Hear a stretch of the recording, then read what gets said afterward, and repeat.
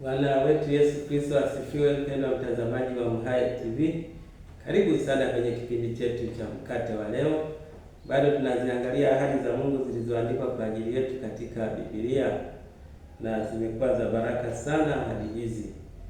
Basi tunaendelea kuziangalia katika Injili ya Yohana sura ya 14. Sasa ni mstari wa 25 na wa 26, mstari miwili. Hayo ndiyo niliyowaambia wakati nilipokuwa nikikaa kwenu, lakini huyo msaidizi, huyo Roho Mtakatifu ambaye Baba atampeleka kwa jina langu, atawafundisha yote na kuwakumbusha yote niliyowaambia. Amen. Mpendwa mtazamaji wangu, hapa kuna ahadi ya Roho Mtakatifu pia. Tuna ahadi ya Roho Mtakatifu. Hapa Yesu anatoa ahadi na kueleza kazi ya huyo Roho Mtakatifu atakapokuja. Anasema hayo ndiyo niliyowaambia wakati nilipokuwa nikikaa kwenu. Yesu anawaambia wanafunzi wake, wakati niko pamoja nanyi niliwaambia mambo mbalimbali pamoja na haya. Sasa anasema lakini huyo msaidizi, huyo Roho Mtakatifu ambaye Baba atampeleka kwa jina langu, kazi yake kwenu itakuwa hii.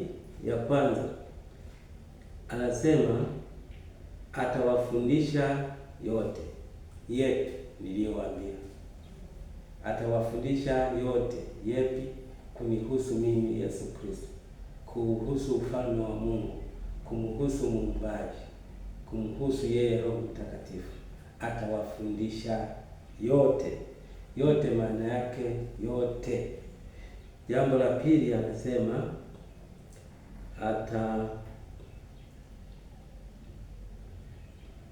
na kuwakumbusha yote niliyowaambia.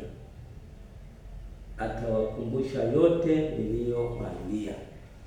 Atawakumbusha yote. Yote maana yake yote niliyowaambia kabla.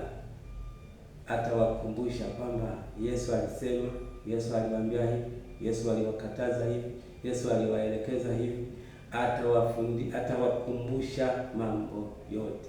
Sio rahisi kuyakumbuka yote waliojifunza miaka mitatu, isipokuwa huyu Roho atakapokuja atawakumbusha. Sasa mimi na wewe, Roho Mtakatifu amekuja, kazi yake ni kutufundisha na kutukumbusha. Je, huwa anakufundisha? Je, huwa anakufundisha nini? Mimi hujifunza kwake kupitia neno lake, yaani Biblia, na kumsikia yeye akisema nami katika kuniongoza mambo mbalimbali ya utumishi. Sijui kwa upande wako. Jambo la pili, ananikumbusha mambo mbalimbali kuhusu huduma yangu, kumhusu yeye mwenyewe na kuhusu habari za ufalme wa Mungu. Hunikumbusha kusoma Biblia, hunikumbusha kuomba, hunikumbusha kwenda kusali, hunikumbusha kwenda kutoa huduma, hunikumbusha mambo mbalimbali kwamba ni lazima nifanye. Kwa hiyo huyu ni mwalimu mzuri sana sana kwangu. Ananifundisha alafu ananikumbusha. Ni mwalimu wa ajabu sana. Anakufundisha alafu anakukumbusha ili mtihani ukija ufaulu. Huyu ni mwalimu muhimu sana. Kwa hiyo mwenzangu, sijui kwa upande wako, lakini mimi namfurahia Roho Mtakatifu, maana ni mwalimu mwema sana kwangu.